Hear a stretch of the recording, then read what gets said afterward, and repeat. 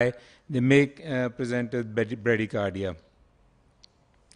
We must first exclude any globe injuries before we turn our attention to the orbital floor repair.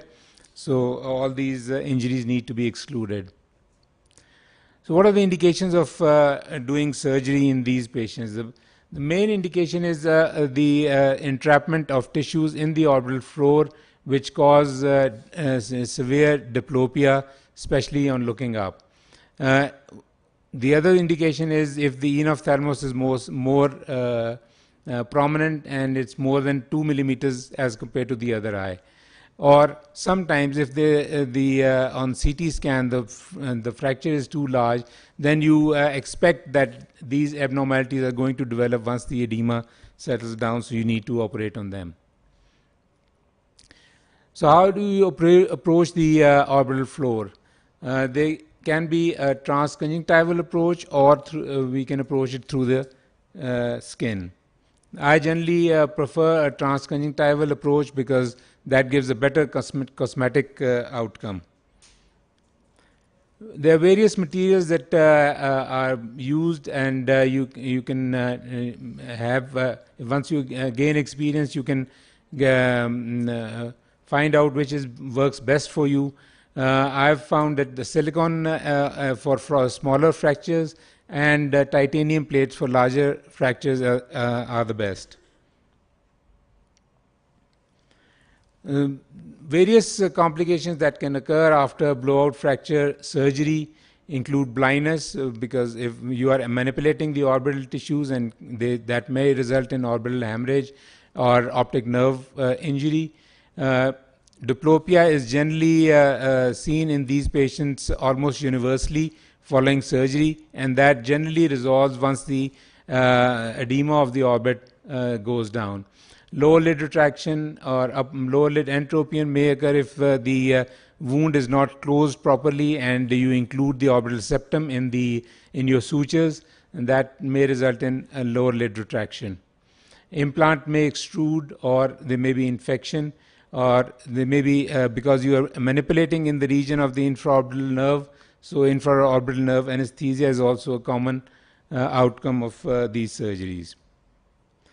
I'll just go through a video of this repair of the orbital floor fracture. So this patient had a severe enophthalmos, and he also had limitation of movement, especially on looking up, as you can see here. So we went in to repair it through the transconjunctival route. These are the instruments and the various plates that I preferably use. If the fracture is large, then a titanium plate is the best. So you pass a traction suture through the gray line of the lower lid, and then you do a lateral canthotomy.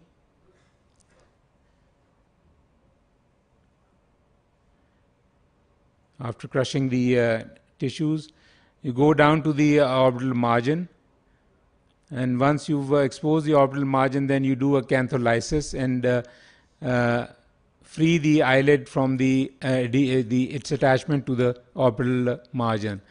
Then you evert the lid on the Dema's retractor and make an incision just below the tarsal plate along the entire length. So you'll have a posterior flap of conjunctiva and the lower lid retractors and orbital septum, and anterior flap of skin and orbicularis. So you dissect between these two along the orbital septum, and after putting a traction suture through the conjunctiva. So you dissect bluntly between these two layers along the orbital septum and go down to the margin of the orbit, the inferior orbital margin. You can feel it through by your finger, and you can feel the inferior orbital margin. Once you've exposed the periosteum, then you make an incision along the inferior orbital margin with the knife, and then elevate the periosteum to expose the orbital floor. Once the orbital floor is exposed, then you release the entrapped tissues by blunt dissection, being careful to monitor the pupil and the eyeball. And once you've completely elevated the tissues from the fracture, you can use these titanium plate. You can fashion them. You can adjust them according to the size of the orbital fracture, and then put them between the orbital tissues and the floor, and then apply screws to hold them along the inferior orbital margin. So these are the titanium screws which are screwed in with without any and drilling a hole, because they are self-driving screws. So once you've placed enough screws to hold the titanium plate in place,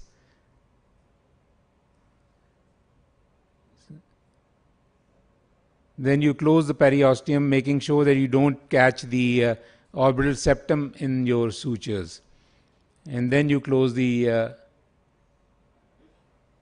conjunctiva and as well as the canthal tendon to the lateral orbital margin. So that completes the surgery. Thank you very much. Thank you, sir. Any questions regarding the orbital floor fracture repair, please? Comments are also most welcome. Thank you very much, Professor Ram. Nice presentation. This is something that is really very common in orbital surgery. This is about most of the times the fracture is repaired by titanium. Of course, sometimes cost is prohibitive. It's not easy. I mean, how much it costs? So the plate costs around 50 to 60,000. 50 to 60,000. We don't come across people who are millionaires. But anyway, this is a prohibitive cost. Secondly, sometimes the displacement, the fracture is not only big fracture. There is a lot of displacement. And the volume of the orbit is increased also. That causes a lot of, that's called hypothal mass as well. And simple titanium sometimes, most of the time it covers, but at times it does not.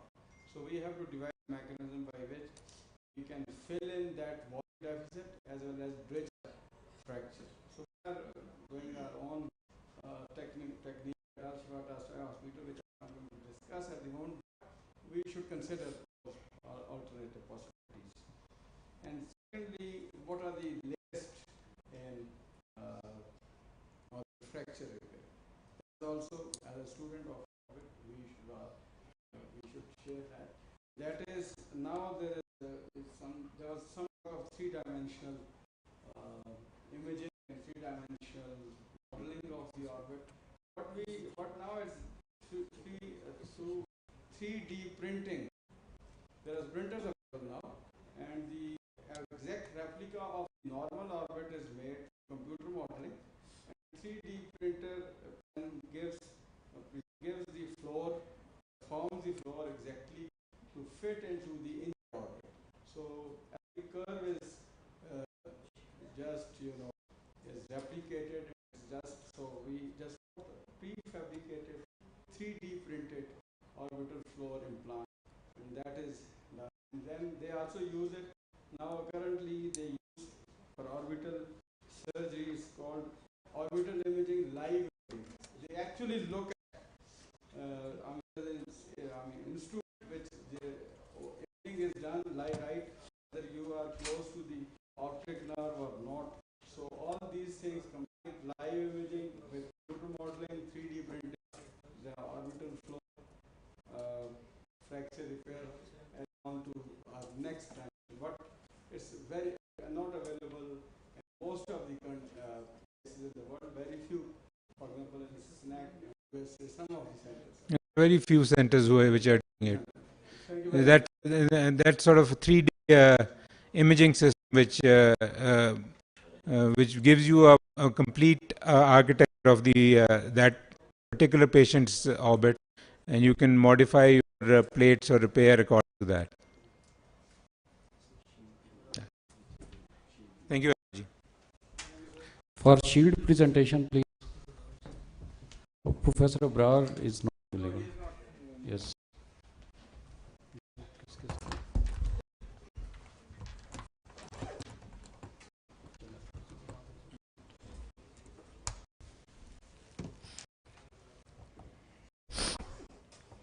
Shield presentation to Professor Tayyib Afghani.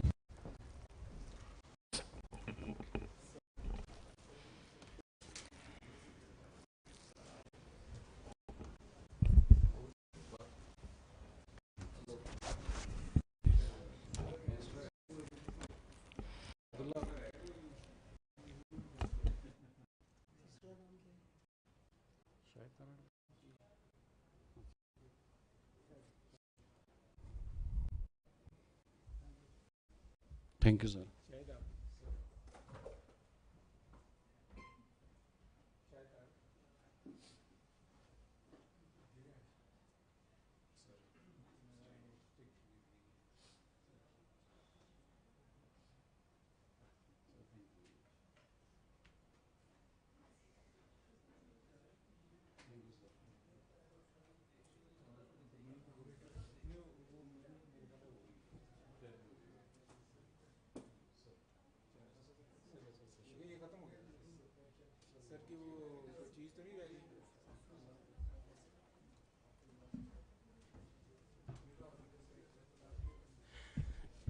And at the end, I thank you all the audience. Instead of preferring to go to sleep in the rooms, some of you were sleeping here, but I'm really thankful that everyone was there available. So really thank you very much.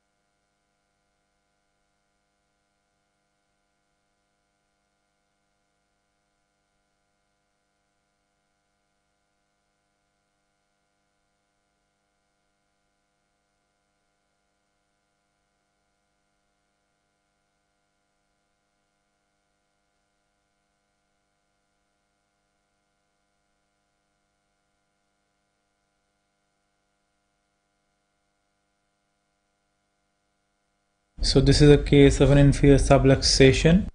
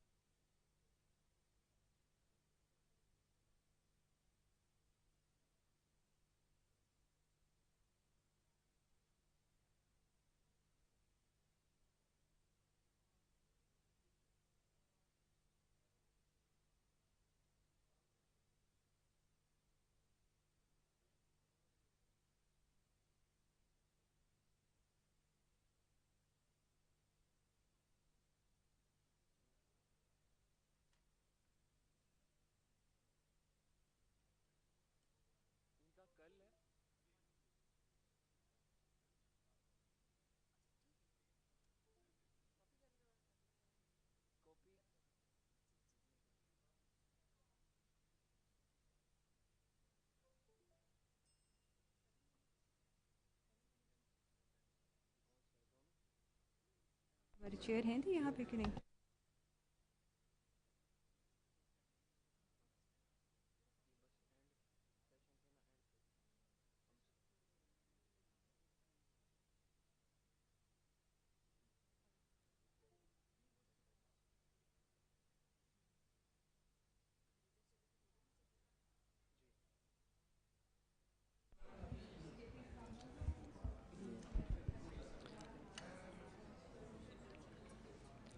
Bismillahirrahmanirrahim. Let's start the session of cataract surgery.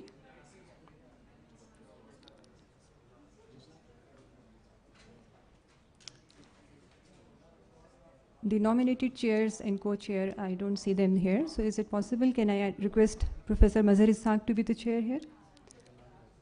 Thank you, sir.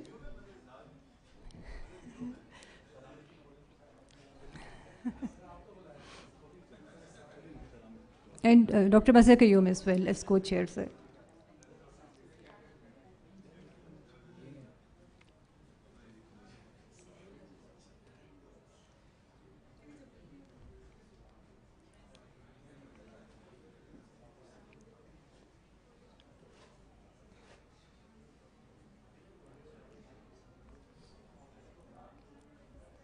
Assalamu alaikum, sir. Assalamu alaikum.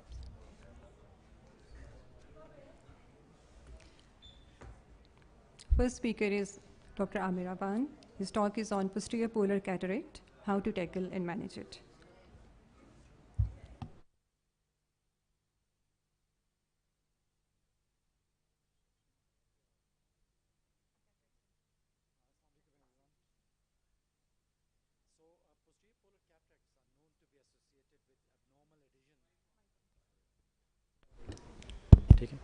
So they are associated with abnormal adhesion of the posterior capsule to the polar opacity, or there can be a pre-existing weakness there. And that can predispose to posterior capsular rupture, and that can be a nightmare for all cataract surgeons. So two types of presentations can happen, either posterior polar cataract with imminent posterior capsular dehiscence or pre-existing posterior capsular dehiscence. So in one case it's weaker, in other there is a defect definitely there. So it can look like that, posterior polar cataract. So risk of posterior capsular rupture, if you look at the previous studies, it used to be very high, around 26 to 36%, but with the modern technology and improvement in the techniques, it's around 4 to 6 to 7%, but still it's high if you compare it with the normal cataracts. And it has been associated with the site of the posterior polar cataract. Posterior polar opacity, if it's more than 4 millimeter, then the risk is more. So preoperative evaluation is very important and counseling is important. Anterior and posterior segment evaluation, so you can see that is there any risk of posterior capsular dehiscence there before planning the surgery. Even you can do anterior segment OCT, and that can give you an idea about is there any existing posterior capsular defect there or not. Type of the cataract, if there is more nuclear sclerosis or very dense cataract, you may miss it, especially in the white cataract, and it can be very tricky. But from the fellow eye, you can get idea. Usually posterior cataract can be bilateral, so if other eye had that, so you may assume that this eye will have posterior polar cataract. And counseling, no doubt it's important that patient may require a referral to the retinal surgeon. So here you can see it has landed over the macula, and you can see that it's a posterior polar cataract. So very dense cataract. When hydrodissection was done, posterior capsule was gone and the whole lens has fallen at the back of eye. So a few surgical steps that are really important. Incision, otherwise important, but in these cases more, you don't want any leak. Capsular access, perfect capsular access is important, so that if the posterior capsule is not there, you can put the lens in the front in the sulcus, either with optic capture or without. So hydrodissection, you want to avoid that. Hydrodelineation, you can do it, and you can try to leave some cortical lens matter and epinuclear part covering that defect or weakened area. Don't rotate the nucleus too much. Try to be as minimal as possible. Division and fragment removal. So mostly I do chop. I try to divide it and just take the chunk by chunk and then rotate it, and then epinucleus removed and cortex removal. So here it's shown that how hydrodynamation is being done. So you're penetrating the lens inside and hydrodynamiting it. So that's the first case. Posterior polar cataracts incision I've given. So now injecting intracameral lignocaine and then viscoelastic to make the anterior chamber deeper to side port incisions. And I'm using cystotome to do capsular access. So reasonable size capsular access, that's been getting done. So once it's done, the important thing is that you don't want to inject the fluid just beneath the capsule. You want to keep the cushion of some part of the epinucleus or cortex around that. So 2.2 incision, so I'm going to do chop. So I'm dividing it, so 2/2 it's divided now. And once it's been divided, I'm taking the bits of the nucleus gradually. And once it's removed, you can use the epinucleus settings and remove the remaining part, or sometimes you can go even to the irrigation aspiration and leave the cortical and slight epinuclear part along with that. So you can see that opacity. Still, I'm not sure either there is a defect or is it just a posterior polar cataract there. But shortly, when I would do IA, you can see that luckily there wasn't any capsular defect there in that area. So which means that you can safely put the lens in the bag. You don't need to do any anterior vitrectomy, and intraocular lens can be put in the bag like a normal surgery. And once that has been done, I hydrate the wound. And so here I'm injecting, I'm using a wound assisted technique to put the lens in. And once it's put in, hydrate the wound, remove the viscoelastic. So where would you put the lens if you have got the posterior capsular defect? Either you can put in the sulcus, or even you can put in the bag if the capsular defect is not too large. So especially if the vitreous has come forward, if the defect anterior vitreous intact, you can still deal with it. You don't need to do anterior vitrectomy. But if you suspect that the vitreous is going to come forward, you can inject viscoelastic and take the infusion out then, because otherwise if you take it out, it will collapse and more vitreous will come forward. And anterior chamber anterior vitrectomy, either you can perform or you can go through the pars plana to remove the vitreous in such cases. So that's the second case. So here you can see that's a large area of posterior polar cataract. So that's a bit softish cataract. So again, rhexis, you want to make sure that it's perfectly done in this case. And once rhexis has been done, I'll do hydrodelineation.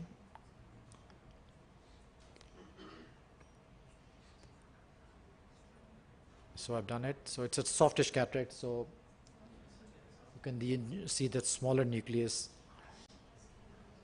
And once you mobilize it, you can remove it. So again, phaco chop in this case. So I'm removing it. So once it's removed,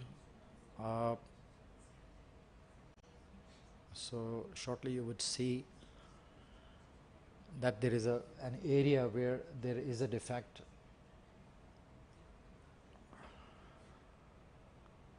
And just move forward. So there I'm doing the IA, so I'm removing the epinuclear and cortical lens matter. So that whitish area is still there, so you keep watching that.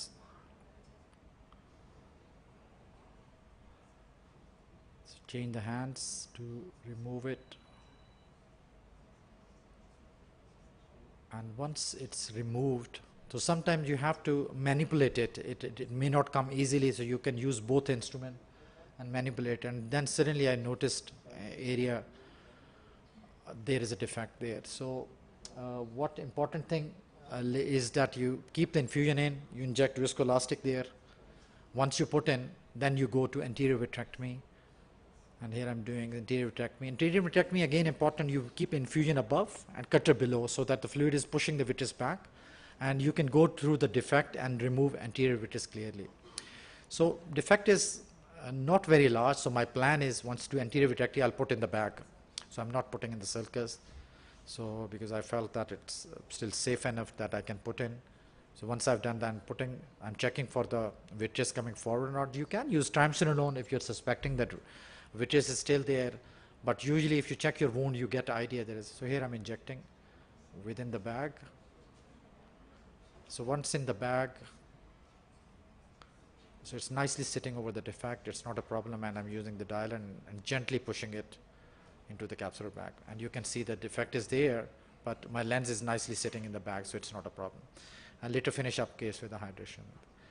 So posterior polar cataracts pose a challenge to the surgeon, but with modern technology and better understanding of surgical techniques, outcome can be improved.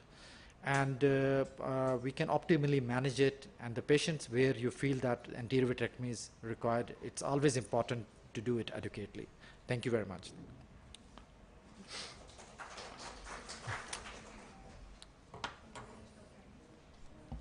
Thank you very much, Dr. Amir. Next speaker is Hamza Ali Tayyib, and his talk is on management of subluxated lens.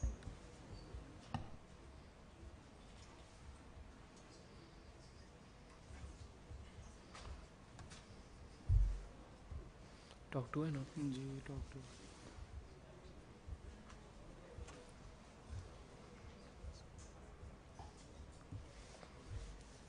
Bismillah ar-Rahman ar-Rahim. So my talk is on the management of subluxated lens. I have no financial interest in any of the products used during the surgery. So subluxated lens is a partially dislocated lens, and the main causes are due to congenital causes and trauma. And there are different ways to deal with it depending on the surgeon preference. So this is आवाज नहीं आ रही.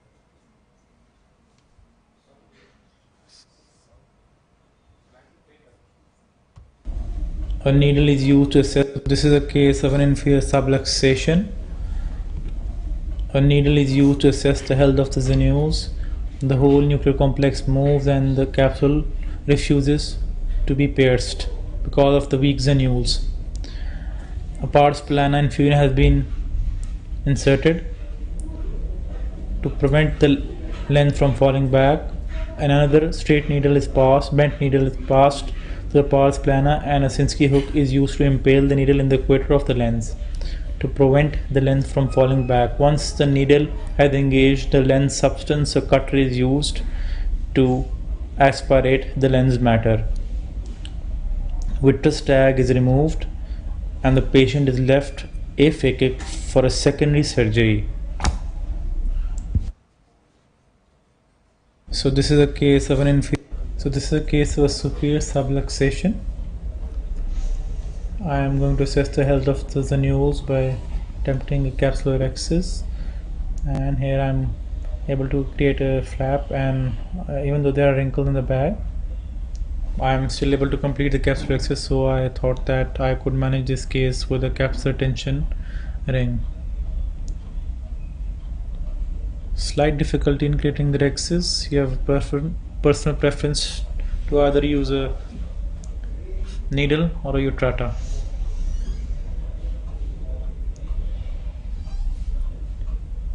So this case had a moderate density cataract, so I decided to insert the CTR after doing hydrodissection, did the phacoemulsification, and finally implanted a foldable single piece lens in the eye.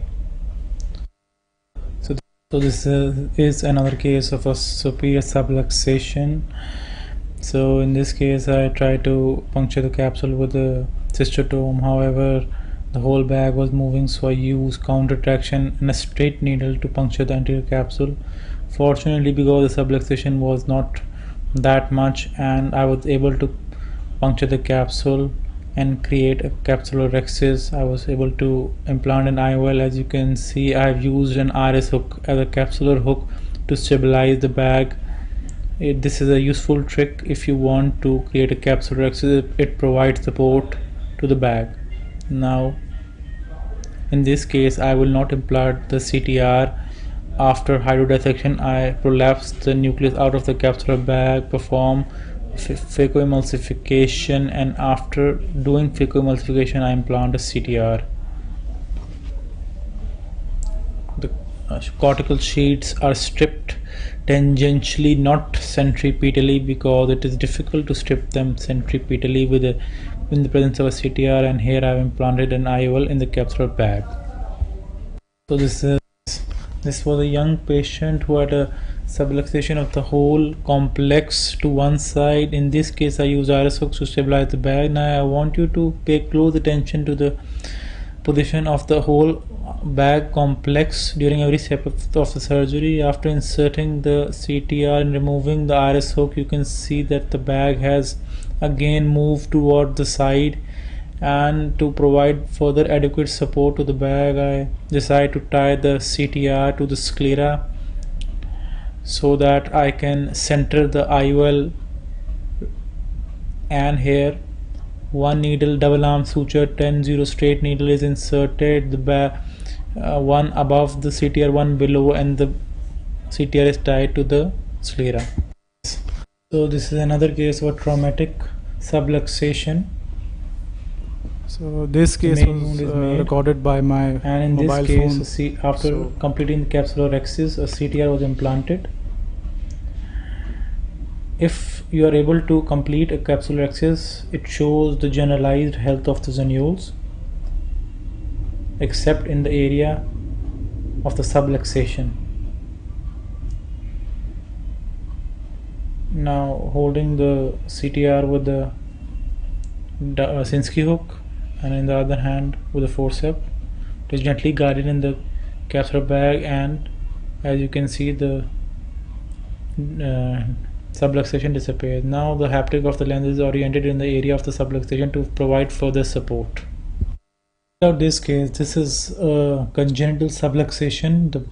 The lens Quetta has reached the middle of the pupil, and now straight needle is used to puncture the capsule and create a capsulorhexis. The plan was to do an irrigation aspiration, implant a CTR and tie the CTR to the sclera, and then inject an intraocular lens. However, a mistake was made by applying the iris hook at the wrong time, which resulted in a very small cuff in the area of the subluxation.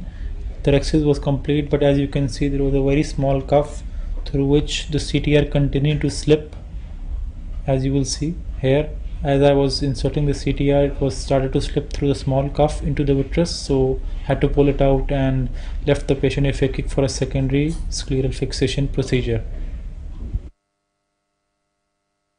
In this case, when we talk about subluxated lens, we should talk about scleral fixation techniques. So I have discussed two techniques here. One is the 4-flange technique using a hard 6.5mm optic lens. So we create 4 flanges here, and the other is the Yamani technique.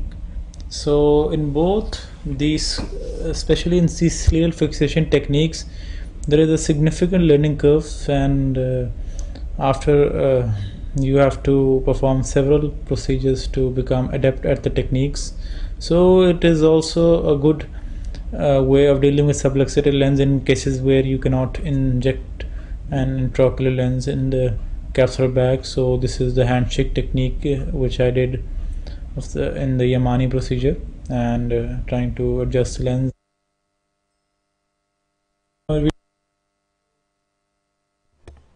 Take home messages: with the help of advanced technique and technology, we can optimize our surgical outcomes in complicated cataract cases.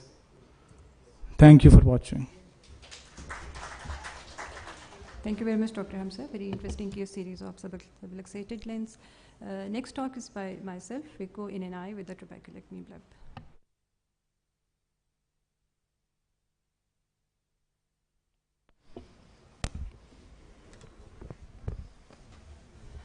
Bismillahirrahmanirrahim. As surgeons, when we do cataract surgery in a patient with previous bleb, we tend to face many challenges. We need more time, more thought, and more intraoperative skills.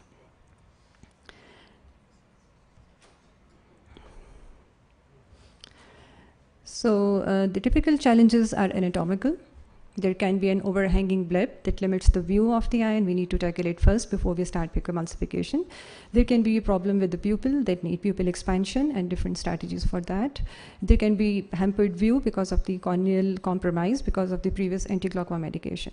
Post-operatively, there is a risk of bleb failure and risk of spike of intraocular pressure and inflammation, which must be kept in mind.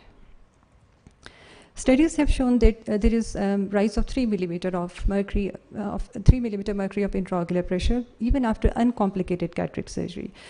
This occurs because we forget that flare after phacoemulsification lasts for up to 6 months, and this can cause bleb failure. So we must keep this thing in mind. It causes bleb remodeling and needs management accordingly. This thing can be anticipated by looking at the bleb initially, and if we do not see a lake under the sclera or the invisible root or high reflectivity on OCT anterior segment, these are the type of blebs that are going to fail after a phacoemulsification and will need further interventions. So how we can ensure a successful journey with the bleb definitely needs preoperative, intraoperative, and postoperative management, and we will discuss these one by one. We need to spend more time when we are assessing the patient preoperatively. We must judge the pupil and anticipate the use of any CTRs or iris hooks. The optimal gap between trabeculectomy and phacoemulsification, if trabeculectomy is done earlier, is 3 to 4 months. So this allows the bleb to get remodeled and start functioning before a new procedure is done in the eye. If a patient has got bleb-related astigmatism, then this is a time to make patient glasses free, and we can think of toric lens IOL implantation or limbal relaxing incision to make him more happy. We must look at the stage of the disease. Patients with advanced glaucomatous optic neuropathy are at risk of further immediate glaucoma progression and wipeout phenomena after phacoemulsification if they have high pressure spikes, and this we should keep in mind. We should look at the bleb and assess whether it's a good filtering bleb and how successful is this bleb is. Do we need to do something for the bleb peroperatively along taking it as an opportunity? If the pressures are higher, then we must think the pressures are higher and what is the status of the angle. If at least 180 of the viable angle is there, we can think of combining phacoemulsification with mixed procedure. Experts have found all types of MIC procedure to be an effective adjunct procedure with phacoemulsification, including goniosyneculalysis, trabeculotomy, stenting procedure, and canaloplasty procedures. So address related issues. If pupil posterior synechia there, we must keep in mind we need to do pupil expanders. For astigmatism, again, limbal relaxing incision, toric IOL. If corneal status is not good, we can think of a soft shell technique using a dispersive on the outer side and cohesive on the inner side peroperatively. Ocular surface, there is no harm in starting lubricant drops to improve the healing of the bleb so that it can tolerate the flare that is there afterwards. And again, as we have discussed, keep in mind if we are going to combine this with mixed procedure or not. Intraoperatively, the anesthesia can be the same as topical unless we are combining it with mixed procedure in which subtenon is ideal. As glaucoma surgeon, we must learn to sit temporarily because this gives an excellent opportunity to operate on those patients who have been on PG analogs, which cause fat atrophy and sunken eyes, and easy approach or access is there. Similarly, if we are combining it with mixed procedure, then again, the temporal site will give us this opportunity. We must avoid fluid going into the bleb, and this is done by injecting dispersive on the inner side of the sclerostomy. We should aim for a smaller capsular axis because it's going to be a soft eye post-operatively, and this will prevent the prolapse of intraocular lens. Bleb is a dynamic tissue, a dynamic organ, in fact, and it suffers by a lot of things, which could be fluid going into it. Fluid causes pressure, that causes tense bleb, and this stimulates cytokines, and that promotes fibrosis. Phacoenergy also disturbs the bleb. So the good protocol is to use low bottle height, low phacoenergy, and at the same time injection of the dispersive gel near the bleb to avoid the fluids going into it. Afterwards, keep a habit of stitching the wound to prevent fish mouthing of this wound, and then to prevent the bleb from the post-operative trauma, it's worthwhile injecting dexamethasone on one side and 5-fluorouracil, 50 milligram per ml, on the other side of the bleb. So just a revision of these. Longer tunnel for small eyes, temporal clear corneal incision, dispersive on the inner side of the sclerostomy, smaller axis, stitching the wound, and then injection of antimetabolites and dexamethasone next to the bleb. This is also an opportunity to go for any blood revision or management after phacoemulsification. If a patient has got an overhanging bleb, it can be scraped from the conjunctival margin. If a disjunctive bleb is there, we can go for transconjunctival suturing. Thin ischemic blebs are at high risk of endophthalmitis. So this is the time we can cover it up by moving the conjunctiva anteriorly. Similarly, high encapsulated bleb which have not been functioning properly, we can take it as an opportunity to go for bleb nailing and injecting 5-fluorouracil next to it. Inadvertently, sometimes blebs leak during surgery, and then we must check or do fluorescent test at the completion of the procedure. If any leak is found, this patient is going to end in hypotony after phacoemulsification, which need to be managed operatively by covering the bleb. So this patient had large disjunctive bleb that was going and covering the visual axis. This is called amputation of the overhanging bleb. It was recessed and the extra tissue was excised. And this usually doesn't affect the normal functioning of the bleb. So patient is doing well even 6 to 8 months after surgery. And in the second video, this is showing ischemic bleb, and the extra tissue was excised, and then the mobilization of conjunctiva tenon is done, and then it was used to cover the ischemic area of the blebs. The tenon in the conjunctiva is then stitched at the limbus as well. Post-operatively, the two main things we must keep in mind is the spike of intraocular pressure and inflammation. There is 10 to 20-fold increased risk of wipeout after cataract surgery post-trabeculectomy, especially in advanced glaucoma patient. If a patient has severe glaucomatous optic neuropathy, we must anticipate this and use tablet Diamox 3 to 4 days prior to surgery. Frequent checks are required. Cause of high intraocular pressure are usually remained viscoelastic, so we should properly clean it. And we must think of switching these patients to weaker steroids and non-steroidal anti-inflammatory for not to cause further rise in intraocular pressure. On the other hand, if this spike is not a concern, stronger steroid cover is usually required in this patient. Prednisolone has 10,000 times better penetration and should be preferred. We should look for early hyperemia, bleb hyperemia, and should be managed accordingly. We can always augment it with subconjunctival dexamethasone injection post-operatively, even after weeks of this procedure. And usually the medicines are continued for 6 weeks. When is the time for cystoid macular edema is usually seen. So I conclude by saying that in patients with an existing trabeculectomy bleb, cataract surgery can be safely performed. Patients should be made aware that surgery may hasten bleb failure. Careful planning and discussion can establish realistic patient expectations and prepare the surgeon for minor adjustment and intervention that can promote long-term visual function. Thank you very much.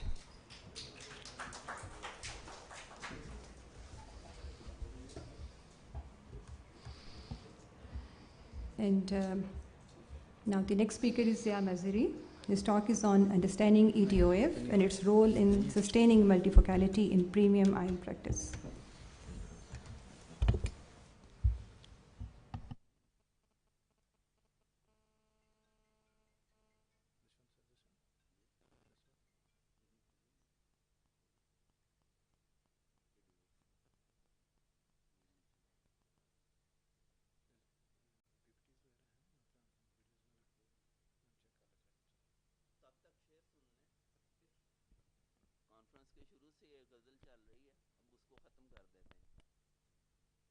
दश्त नवर्दी में ना हो आबला पाई either there should be no blisters in travel of deserts and forests या दश्त नवर्दी में ना हो आबला पाई या राह में खारे मुगीला ना हुआ कर or there should be no thorns or there should be no thorns in the way या फूल की पत्ती पे ठहरा उसकी मानंद वो देखें उसकी मानंद ठहरी हुई या फूल की पत्ती पे ठहर उसकी मानंद either you stay on the roof flower petal like Shabnam या महवे फगां दीदा गिरियां ना हुआ कर or either my weeping eyes you should not weep because your tears carry no value तेरा सितम हमको करम लगता है जाना so your anger and your punishment we enjoy it you need not to worry about it तेरा सितम हमको करम लगता है जाना तू जोरो जफा करके पशेमाना हुआ कर you need not to repent after doing that जब दिल ही नहीं बस में तो फिर नजर कहाँ हो गुस्ताख निगाही पे यूं नाला ना हुआ कर इंसान है खता हमसे कोई हो गई होगी, यूं बरहमो नाराज़ो सितमराना हुआ कर। अफसाना मोहब्बत का ना खुल जाए जहां पर, मजलिस जाना में गज़ल खाना हुआ कर। कहते हैं साइंटिफिक सेशंस में पोएट्री करता है तो मजलिस जाना में गज़ल खाना हुआ कर, या आई स्पेशलिस्ट की महफिलों में गज़लें ना पढ़ा करो। सादा दिली तेरी कहीं तुझको ना डस ले, सादा दिली तेरी कहीं तुझको ना डस ले, हर एक पे ऐ दिल यूं मेहरबाना हुआ कर। कर अपनी ज़िया से तू जहानों को मुनव्वर, you lighten the worlds with your inner light. कर अपनी ज़िया से तू जहानों को मुनव्वर, बस नाम का ही मजहर ताबाना हुआ कर। You know the meaning of my name is phenomenon of light, बस नाम का ही मजहर ताबाना हुआ कर। Thank you. तो पोइट्री की एक मुनासिब सी डोज के बाद अब हम देखते हैं role of EDOF in premium IOL practice and in multifocality. Extended depth of focus is a new concept being used to correct presbyopia after phaco-cataract surgery. These lenses create a single elongated focus, which is known as continuum of foci. And I will try to clear the concept how this continuum of foci is created.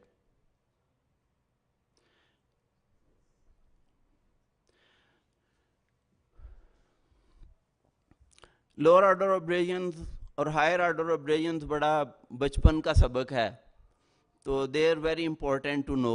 Higher order aberrations में spherical abrasion है, और ये देखें para axial रे है जो कि एक फोकल पॉइंट पे जाके फोकस हो रही है।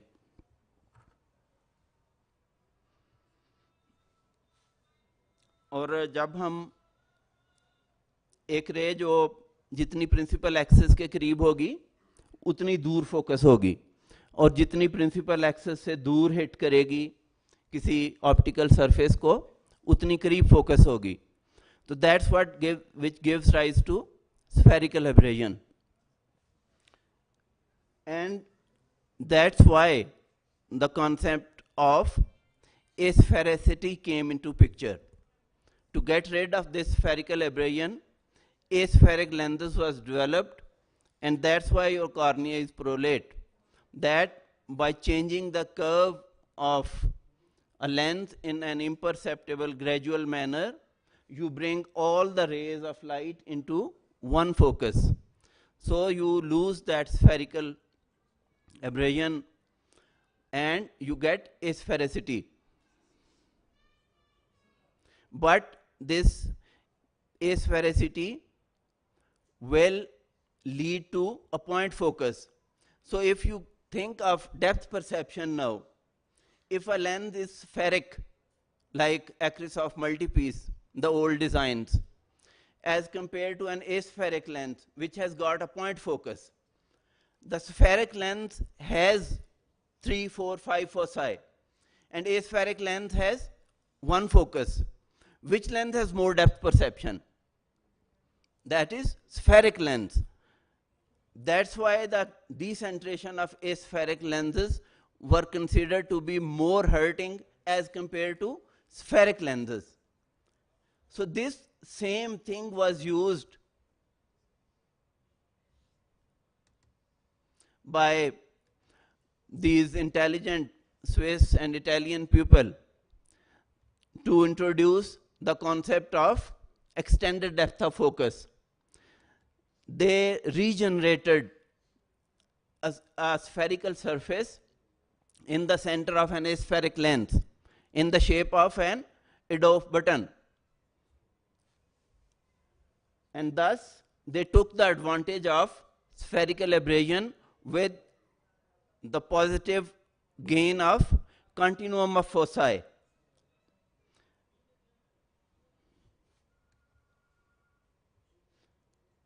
And you can generate this Adolph for far and intermediate vision as well as from intermediate to near vision. And that's why there is a concept of combining EDOF with trifocality or bifocality as well. But if a simple monofocal lens is combined with this spherical button in the center, it becomes monofocal lens with additional benefit of extended depth of focus. And what many companies, there is a lens from Alcon as well. Rayner has also recently come up with an EDOF lens, and Medicontour has recently launched an EDOF lens. The two lenses which have come into our experience, one is Lucidis and one is Minuvel. Here is the bell. As I said, Minuvel, there was a bell. So the Lucidis is monofocal with EDOF, and the Minuvel is a progressive EDOF technology. The concept is almost same, but the beauty with Lucidis pupil is that they have taken the advantage of this EDOF. To my knowledge, they are the only ones who have introduced EDOF for near to intermediate vision. Most of the companies which have used EDOF, they have used it for far to intermediate vision. And using it for intermediate to near vision is more advantageous. That's where you need more range, like your young years. So that was the concept and role of EDOF in our clinical practice. And combining a monofocal lens with the EDOF technology makes it economical as well. And then if you combine it with trifocal technology, then it becomes costly. So the two lenses we have used is Lucidis and Minuvel by CFI. Lucidis is by SAVIOL. And both of them are good, and if implanted both eyes, provide about 70 to 80% independence from spectacle use. But generally they claim that it creates no halos or glare or nighttime dysphotopsia.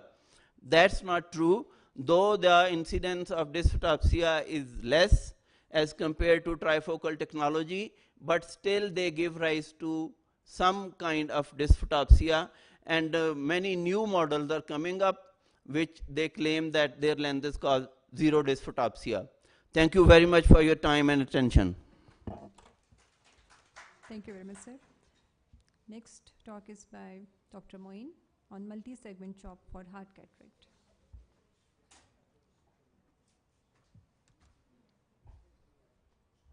ये USB से चलाएं.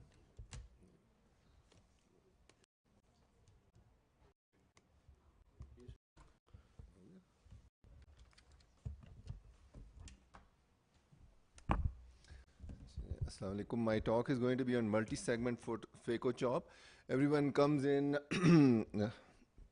with hard nuclei in your practice, and whenever you're doing phaco and you're doing chop, it can be either a horizontal chop or it can be a vertical chop. A typical horizontal chop would be a Nagahara chop, in which you would impale the nucleus in the center and the chopper would go beneath the capsular rhexis and then would come towards the phaco handpiece. Then you've got a stop and chop in which you would make an initial groove and then divide, and then you would do chop to the third segment. And then you come on to vertical chop, in which you impale the chopper near the phaco handpiece and you go down and then you spread to the side and then crack the nucleus. So let's see some patients with phaco chop. So this is a patient who had about NS3 to 4 cataract, and we've done hydrodissection. Go in for vertical chop, the phaco handpiece is in, and just do slight bit of sculpting on top. Then you would do a chop. Here you can see this impaling the nucleus and then trying to separate in the center. But normally when you do a chop, you get a vertical or a linear chop all the way, groove all the way. Now I've done another chop of a very small segment, and then I go in and do another chop, and you keep doing those chops all around until they become smaller in size and they can come out sometime. And you can see the chop, I've done that one, and then I'm going in again and doing the chop again, and the central part is leathery. and that is why it does not sort of go all the way back, and the posterior part is not separated.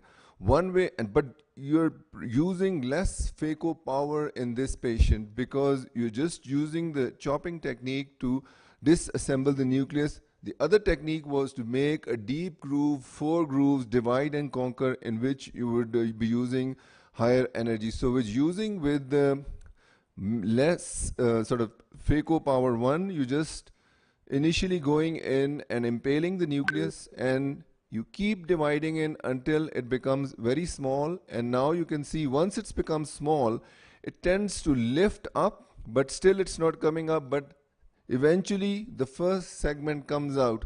When the first segment comes out, then it is easier to rotate the other segments to come out as well. At this point, there are 2 steps to do. Either now I'm trying to do a central deep sculpting that makes those segments fall in the center. That is one way of doing it. Or the other way is you can keep moving on to those smaller segments and they come out. You can see we made about 8 or 10 small segments, and then we are removing these 8, 10, get one out, and then once one is out, they tend to be, it is just like if you have a Lego piece, you've got multiple blocks, and once they are sort of cracked in multiple segments, it tends to be more mobile and comes out in multiple segments. And once you're taking them out in phaco 2, what you can do is you can push the nucleus forward and produce less energy in these patients. The problem with this was, now I'm in the anterior segment, I'm producing more energy over here. The endothelial edema is going to be here more. So looking at this video, how I could have modified myself at this point was to make a central groove more deeper in the center, a crater in the center, and once I've got those multi-segments out, make a crater, and that crater will let me do that the chop in the central area in this patient. So these are the segments, and once the segments are out, then obviously they keep coming out and you get to the end of surgery. So this is one patient, and let's go to another. So this is a hard nucleus, this is another hard nucleus, and so this is a less amount of hardness in this nucleus, about NS3 to NS4. So going in, doing that vertical chop, the central area, the pupil is mid-dilated in this patient, but you're keeping on doing this multiple chop. This is the more faster, sort of turned up the speed of this phaco cataract in recording, and then that is producing more. But you can see you're moving the cataract just like a wheel and getting those segments out. And once the first segment is out, it's usually much easier to get the other segments out in these patients, because compared to doing traditional divide and conquer, you're finally able to get hold of a hard nucleus using a multi-segment chop. For cataracts differently, I would go in and do either a 1-segment chop, 2-segment, 3-segment, 4-segment, or a multi-segment chop. So this was a multi-segment chop. This is a white cataract, and now I'm going for a 2-segment chop. So you've got 2 segments over here, and probably this is a 3-segment one. This is a 3-segment chop. Once you've got 3 segments, you don't need the 4th segment chop. You can get these 2 segments out, and the 4th segment comes out by itself. For this, you need a phaco machine with a high flow rate, and when you're going near the pupil, you have to be careful that you do not get any iris chafing in this. So you've got the 2 segments out. The 4th segment is of bigger size, but you can either, when you're holding it, you can chop at that time, or you can sort of, if you've got a good machine with a followability, it tends to sort of roll over by itself and come inside as well. So this is a technique which I use to counter hard cataracts and improve my efficacy of cataract surgery. Thank you very much. Thank you very much, Dr. Moin, for your well-timed talk. The talk of the session is by Dr. Anand Kadir on pupil cerclage.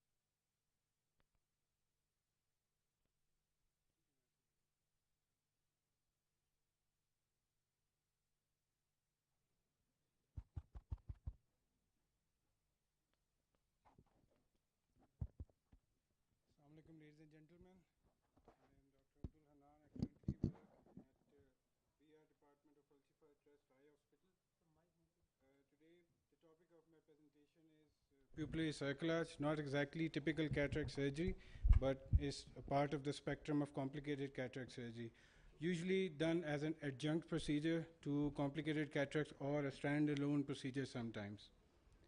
This is my experience for past 4 years since I've been doing it. My experience is limited to 25 cases, as these cases come rarely to us. Iris reconstruction comes in many shapes and forms.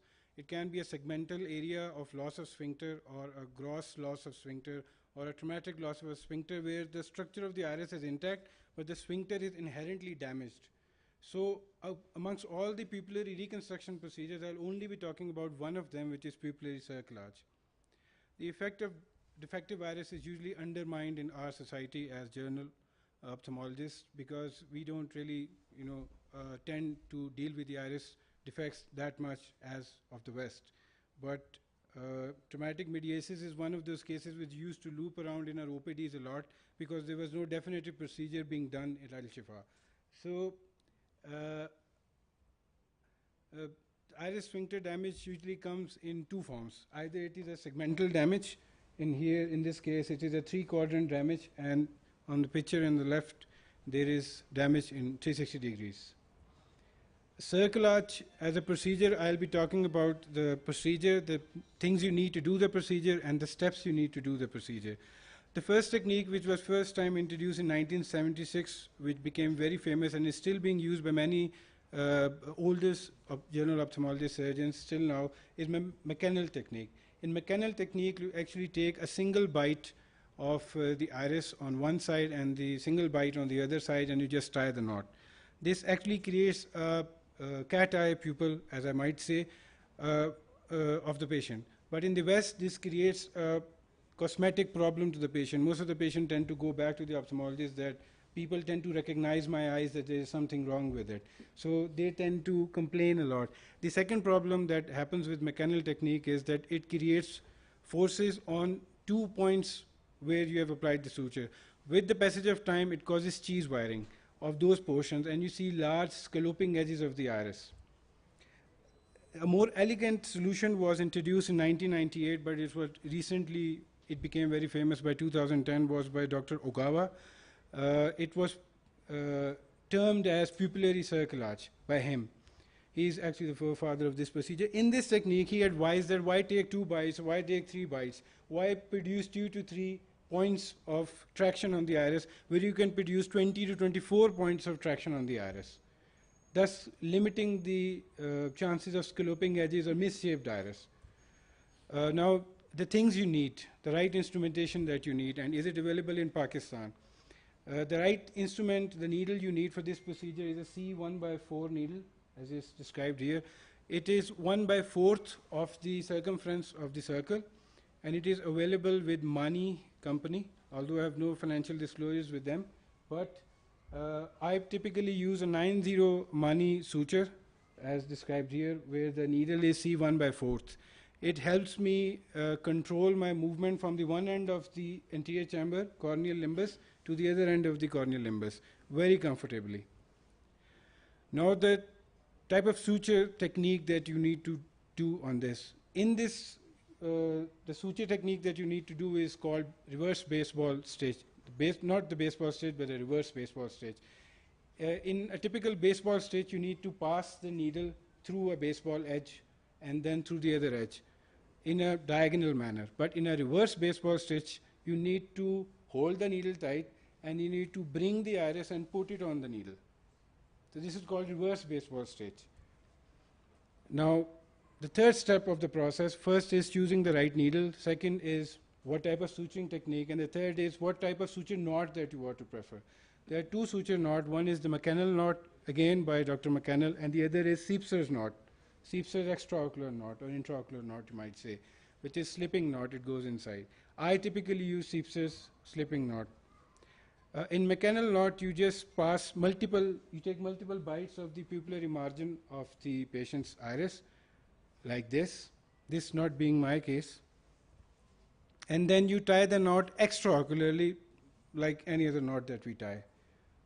And the knot goes inside, and then you cut it intraocularly. But Siepser's sliding knot provides less traction on the iris margin, as you can see here, there's a lot of traction on the iris, which is already very weak and atrophic over the course of time. It produces less traction on that iris because iris stroma never moves. The knot moves and goes inside the eye. This was first introduced by Dr. Siepses in 1994 and became very famous as an adjunct procedure to all the iris procedures, and now it's being very frequently used with Gore-Tex sutures of many scale fixation forms. The technique is that you typically bring the one end of the suture, you pass a loop suture from one end of the iris to the other end, and then you bring the farther end of the suture out from the proximal end. So now at the proximal end, you have one loose end and one bow area of the suture. You hold the bow area firm and you roll the loose end over that bow area, and then you pull these two ends together, this end and this end. The knot slips like a hangman knot. It slips and goes inside the eye, not moving the iris stroma. This is one of my earlier cases. The reason why I'm showing you my earlier cases is because I used to take lesser number of bites per quadrant. And by doing this, I used to create scalloping edges because the iris is atrophic over the course of time. And as the patient goes longer into the follow-up, many scalloping edges form. But as I grew, as this technique grew on my hand, my further cases I used to take more number of bites per quadrant.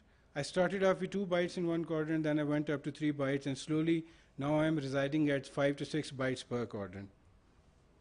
This is the pre-op picture of my case, traumatic mydriasis, 6 months since the trauma.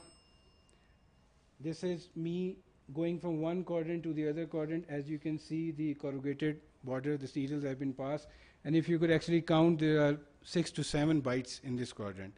Now I passed from this end to this end, and then this end to this end, this end to this end. I made 4 small incisions, and I passed from one incision to the other to the other.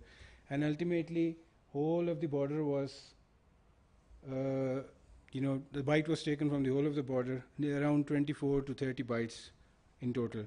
And when I tied the knot, this was the final outcome, immediately per op. I'd like to reside the pupil at 3 to 3.5. Pupillary diameter size, which is initially described by Dr. Obawa himself, that you should retain the pupil size to 3 to 3.5. Initially, I used to do it empirically, but now I have created a little well, which I make an impression over the cornea. So while I'm tying it, I know where the 3 to 3.5 mm size is exactly. This is another case. This is the same case, first post-op picture, first post-op day. This is again a case where I've created less number of bites, and over the course of 6 months, as you can see, the iris is scalloping. The patient is very happy, but the iris is scalloping. Here I did a Yamani scale fixation. She had a traumatic. The primary cataract surgery was done elsewhere, which caused iris damage as well. So I did scale fixation in this iris procedure, and because of less number of bites per quadrant, it created problem. If you don't want to do this pupillary cerclage procedure, or if there is no iris tissue to deal with and create pupillary cerclage, another option is to go for Morcher artificial iris rings, but they are not available in Pakistan, and they are very expensive to start with. Word from Dr. Ogawa: every anterior segment surgeon should master pupilloplasty techniques. One of them is pupillary cerclage, because no matter how much you avoid it, at the end, it's something that must be done in order to complete the structure of the eye. Thank you so much. Yes. Okay. Thank you very much. I'll request the chair to give the concluding comments.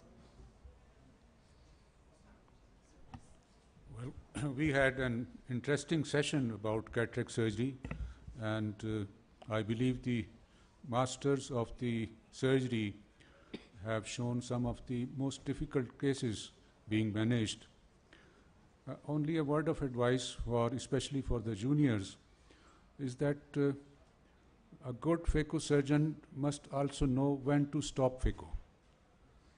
There comes times that if you have a ruptured posterior capsule, a very master and senior surgeon may be able to manage it, but juniors and less experienced may not be able to do it.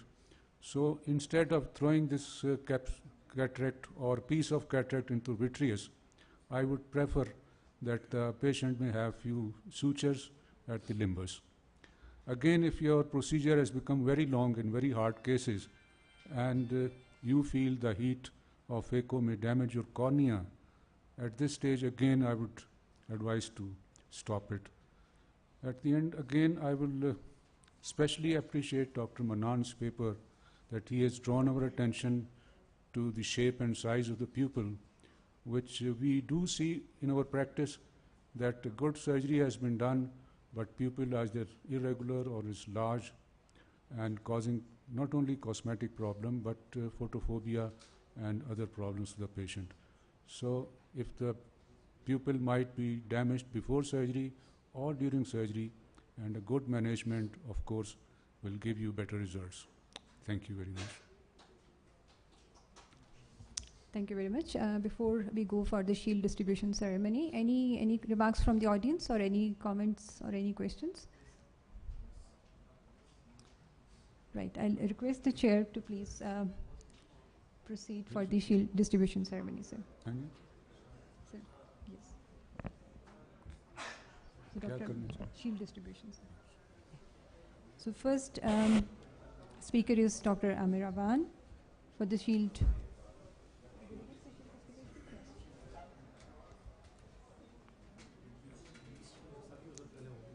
नहीं दोबारा मिली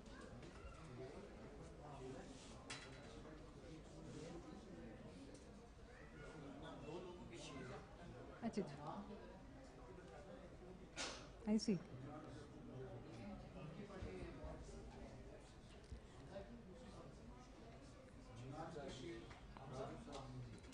So Dr. Hanan Kadir, can you please come forward for your shield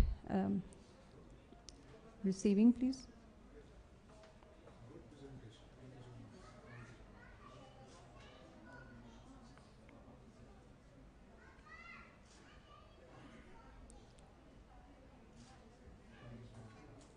Thank you very much.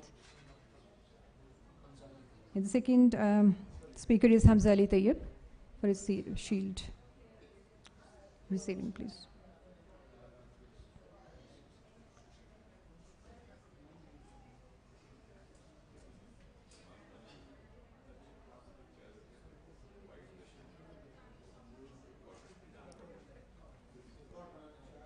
And thank you very much, sir, and thank you very much for your participation.